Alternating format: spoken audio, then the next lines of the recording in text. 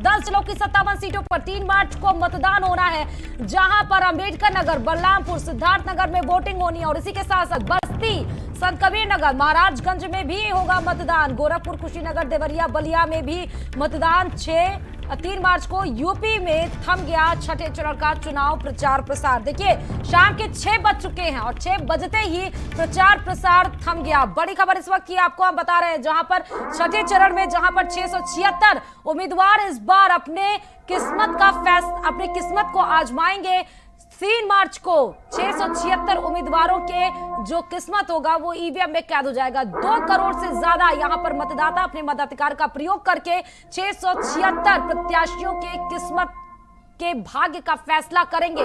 तो इस 10 जिलों में शामिल है, जिसमें बलरामपुर भी है, सिद्धार्थनगर, महाराजगंज, कुशीनगर, बस्ती, संत कबीर नगर, साथ ही अंबेडकर नगर, गोरखपुर, जहां से खुद प्रत्याशी हैं सीएम योगी आदित्यनाथ, देवरिया, बलिया, ये 10 जिलों की और 57 सीटों पर छठे चरण के लिए शाम 6 बजे ही चुनाव प्रसार थम गया।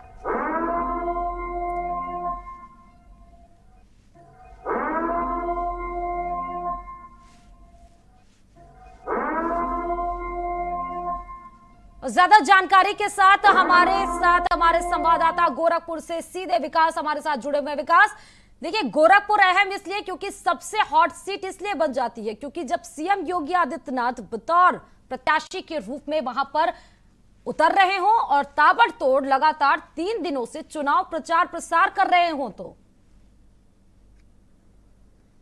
जी बिल्कुल, बता दें आपको कि छठे चरण के सबसे हॉट जिला और सबसे हॉट सीट माने जाने वाली गोरखपुर जनपद में 6 बजते ही प्रचार का भोंपू बंद हो गया है।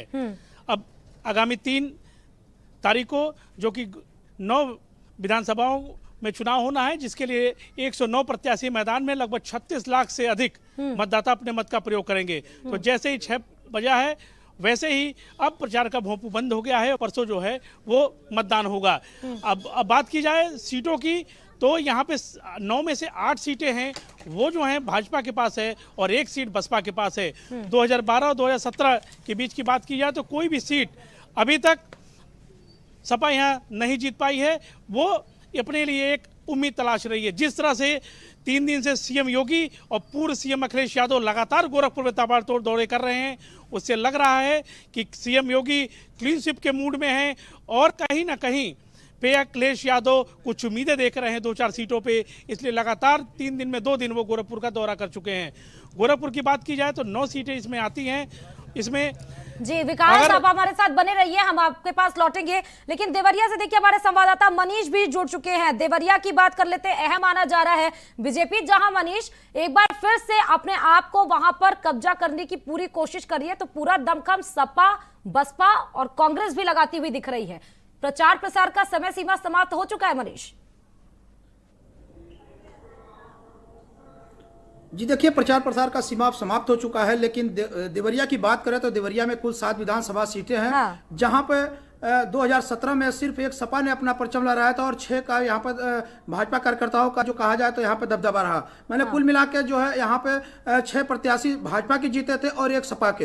लेकिन मैं आपको बात बताते चलूँ कि देवरिया की जो इस समय हॉट सीट मानी जा रही है, दो हॉट सीट मानी जा रही है। पहली सीट मैं बता दूं कि आपको यहाँ पथरदेवा विधानसभा की सीट है और दूसरी रुद्रपुर विधानसभा सीट है। पथरदेवा विधानसभा की मैं बात करूंगा तो पथरदेवा विधानसभा सीट जो है इस समय वहां से भाजपा के प्रत्याशी हैं सूर्य प्रताप शाही, तो वहीं पूर्व सपा के पूर्व कैबिनेट मंत्री हैं परमाशंकर त्रिपाठी, दोनों मैदान में है। वहीं जो बसपा की बात करें तो वहां से पूर्व मंत्री साकिर अली के पुत्र हैं परवेज आलम, जो बसपा से चुनाव लड़ रहे हैं। लेकिन यहाँ देखा जाए तो ये जो सीट है इस समय हॉट सीट बन गई है और यहाँ पे त्रिकोणीय लड़ाई दिखाई दे रही है। वहीं दूसरी सीट में बात करूं रुद्रपुर की सीट की तो कछरांचल का क्षेत्र है, लेकिन वहां से जो मंत्री जयप्रकाश निषाद हैं इस समय उनको भाजपा ने दोबारा से टिकट दिया है और चुनाव मैदान में है। वहीं बसपा ने उनको जो वहां से बात की जाए तो बसपा ने जो टिकट दिया है राम भुआल निषाद को टिकट दिया है और राम भुआल निषाद भी मैदान में है। लेकिन ये देखने को मिल रहा है कि वहां भी जो है कांटे की टक्कर है। बात की जाए यहाँ पे तो चुनाव प्रचार की तो चुनाव प्रचार थम चुके हैं और सभी पार्टियों के जो है अपना दमखम लगाने में लगे हुए हैं। मैं भी बताता चलूँ कि यहाँ पे जो भी है आगामी 3 मार्च को यहाँ पे मतदान होंगे और यहाँ पोलिंग पार्टियां भी रवाना कल की डेट में पोलिंग पार्टियां रवाना की जाएंगी, जिसके लिए लेकर के यहाँ जिला प्रशासन ने पूर्णतः तैयारियां कर ली है। जी श्रुति। और साथ ही क्योंकि देवरिया से अगर हम बात करें मनीष, तो आपने 2 अहम सीटें बताई, हॉट सीट। एक तो रुद्रपुर बताया आपने, दूसरा पथरदेवा बताया, लेकिन देवरिया सदर पे भी अगर हम आ जाते हैं, रामपुर कारखाना पे भी आ जाते हैं, भाटपार रानी से भी आ जाते हैं, सलेमपुर भी आ जाते हैं और बरहज, आपको भाटपार रानी इंपॉर्टेंट नहीं लग रही है? ये भी तो हॉट सीट है। जी देखिए, कहीं ना कहीं ये भी हॉट सीट है, वहां भी कांटे का टक्कर है, क्योंकि वहां लगातार देखा गया है तो सपा के पाले में ही वहां की सीट रही है। वहां से डॉक्टर आशुतोष उपाध्याय लगातार जो है 2 बार चुनाव मैदान में जीत चुके हैं सपा से। क्यों कहा जाए कि भाजपा की लहर में भी यहाँ से भी सपा ने अपना परचम लहराया था, तो कहीं ना कहीं वो भी जो सीट है वो भी हॉट सीट मानी जा रही है। और ये भी देखा जा रहा है कि जो वहां से भाजपा के प्रत्याशी, लेकिन सिद्धार्थनगर से हमारे संवाददाता राशिद भी जुड़ चुके हैं। सिद्धार्थनगर भी इंपॉर्टेंट है राशिद, जहां पर प्रचार प्रसार थम गया है। वहीं पर सिद्धार्थनगर में हमने सारे बड़े चेहरों को देखा, पीएम मोदी को, सॉरी सीएम योगी को भी देखा, जेपी नड्डा साहब को देखा, अखिलेश को भी देखा वहां हुंकार भरते हुए। सियासी समीकरण क्या कह रहा है वहां का, राशिद?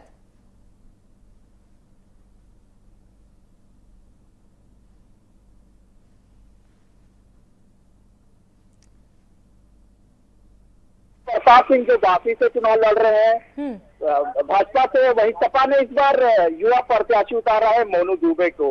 वही अगर इन दोनों में सीधी टक्कर देखी भी जा रही है कि यही लोग चुनाव लड़ रहे हैं बासी में। वही हम बात करें इटवा की, इटवा में सतीश त्रिवेदी जो भाजपा के प्रत्याशी हैं और मंत्री भी रहे हैं, और पूर्व विधानसभा अध्यक्ष माता प्रसाद पांडे वहां से जो यहाँ टक्कर दे रहे हैं सतीश द्विवेदी को। वही अर्थात खुर्शीद भी इन लोगों के बीच में है जो चुनाव दमदारी से लड़ रहे हैं।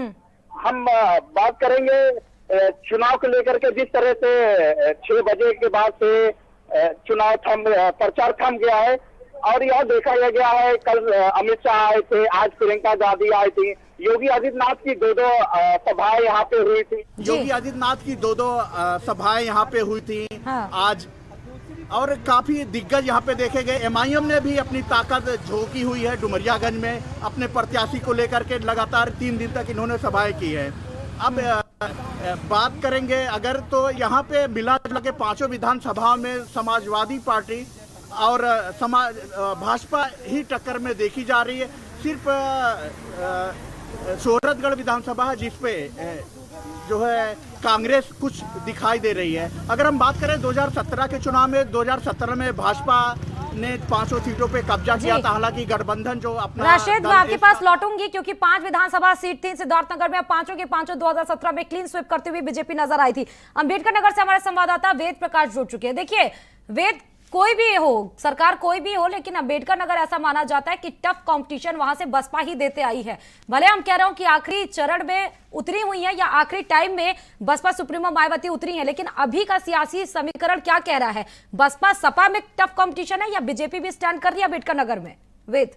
बिल्कुल श्रुति, मैं आपको बता दूं, अगर अंबेडकर नगर को देखा जाए तो अंबेडकर नगर हमेशा बसपा का गढ़ रहा है, क्योंकि 2017 में जब भाजपा की सुनामी चल रही थी तो उस समय अंबेडकर नगर की 3 विधानसभा सीटों पर बसपा ने फतह हासिल की थी। हालांकि महज 2 सीटों पर बीजेपी ने जीत दर्ज कर पाई थी, जिसमें एक टांडा सीट है और दूसरी आलापुर। लेकिन इस बार समीकरण जो है वो बदले हुए हैं। जाहिर सी बात है 3 सीटों पर जो है लड़ाई त्रिकोणीय हो रही है, जबकि 2 सीटों पर सीधी टक्कर सपा और बसपा के बीच में है। हालांकि अब देखने वाली बात होगी कि आखिर 10 मार्च को जब फैसला आएगा तो उस समय अंबेडकर नगर की 5 विधानसभा सीटों पर जीत को दर्ज करता है। लेकिन आपको बता दें कि जिस तरीके से आपको 2017 में बीजेपी की जब सुनामी थी, उस समय बीजेपी ने जो 2 सीटों पर जीत दर्ज की थी, उनके कैंडिडेट को इस बार बदल दिया गया। वहां पर नए कैंडिडेट को बीजेपी ने उतारा है, जिसकी वजह से लड़ाई कहीं ना कहीं वो कमजोर होती दिख रही है। हालांकि अब आने वाला 10 मार्च को पता चलेगा कि आखिर इन सभी सीटों पर कौन जीत दर्ज करा। जी श्रुति, और अंबेडकर नगर की जलालपुर सीट हॉट सीट मानी जा रही है। वेद, सपा से राकेश पांडे वहां पर उतरे हुए हैं, इस बार अपनी किस्मत आजमाने की कोशिश कर रहे हैं।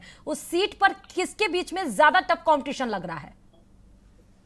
बिल्कुल श्रुति, मैं बात को आपको बता दूं, जिस तरीके की बात की जाए जलालपुर सीट की, तो वहां पे जो वो सपा के कैंडिडेट हैं राकेश पांडे, एक बार विधायक रह चुके हैं, जबकि एक बार सांसद भी रह चुके हैं। तो कहीं ना कहीं ये सीट बेहद अहम मानी जा रही है। समाजवादी पार्टी के लिए भी अहम है और बीजेपी के लिए भी अहम है। लेकिन इस बार जो जलालपुर सीट का समीकरण है वो कहीं ना कहीं वहां सीधी टक्कर बसपा और समाजवादी पार्टी के बीच में। जी श्रुति जी, अब हम गोरखपुर पे देखिए, हमारे गोरखपुर से हमारे देखिए संवाददाता लगातार जुड़े हुए हैं। विकास, अब हम बात कर लेते हैं। देखिए ताबड़तोड़ प्रचार प्रसार हमने सीएम योगी आदित्यनाथ का भी देखा, योगी अखिलेश यादव का देखा। चंद्रशेखर आजाद को भी आज हमने देखा उतरते हुए, और साथ ही सपा से सुभावती शुक्ला देवी को जो उतारा है वो भी टफ कंपटीशन देती हुई नजर आ रही हैं।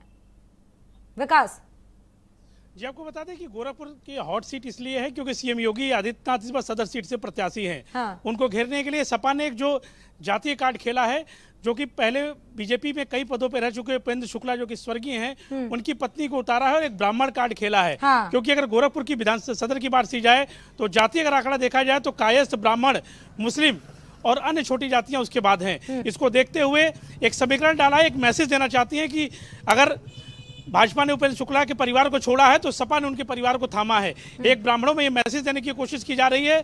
इसके लिए हार जीत का अंतर क्या रहेगा ये तो 10 तारीख को मालूम होगा। तो अगर विकास ये कहें, अगर हम ये कहें कि जो सपा सॉफ्ट हिंदुत्व का जो कार्ड खेल रही है, और क्योंकि वहां से सांसद भी रहे हैं सीएम योगी आदित्यनाथ, मुख्यमंत्री होने के बाद पहली बार विधायकी लड़ रहे हैं, और जिस तरह आप बता रहे हैं समीकरण की कायस्थ वहां पर ज्यादा है, ब्राह्मण ज्यादा है, तो ब्राह्मण का कार्ड सपा खेल रही है और वहां पर सीएम योगी आदित्यनाथ। लेकिन क्या इस बीच में जो चंद्रशेखर आजाद उतरे हुए हैं वो फायदा देंगे या नुकसान? मैं वही बता रहा हूं कि 3 कारण है जो सपा इस बार चुनाव में सदर सीट को घेर रही है। अगर जिस तरह अखिलेश यादव घेरने के लिए एसपी सिंह बघेल को उतारा गया है तो सीएम को परेशानी के 3 कारण है। राधा मोहन अग्रवाल जो कि कायस्थ समाज से आते हैं, 4 बार की विधायक हैं, उनका टिकट काटा गया तो कहीं ना कहीं सपा को लगता है कि कायस्थ नाराज हैं। और ब्राह्मण जो कि आप एक फोटो वायरल होता, अखिलेश यादव हाथ थामते नजर आए थे सुभावती शुक्ला का, और ये वायरल हुआ था कि भाजपा ने छोड़ा और सपा ने सहारा दिया। वो एक ब्राह्मण को मैसेज देने की कोशिश की जा रही है, क्योंकि ये मैसेज एक सीट के लिए नहीं है कि 9 विधानसभा 2012 की बात की जाए, 2017 की बात की जाए तो सपा आज तक उस गोरखपुर जनपद में एक भी सीट पे जीत नहीं पाई है। बहुत बहुत शुक्रिया विकास तमाम जानकारी देने के लिए। तो आपको बता दें, देखिए अब ग्राफिक्स के जरिए समझिए, ये मैप है उत्तर प्रदेश का और साथ ही छठे चरण में आपको दिखा रहे। देखिए बलरामपुर, सिद्धार्थनगर, महाराजगंज, कुशीनगर, गोरखपुर, संत कबीर नगर, बस्ती, अंबेडकर नगर, देवरिया, बलिया, ये 10 जिले हैं जहां पर छठे चरण में चुनाव प्रचार प्रसार होना है।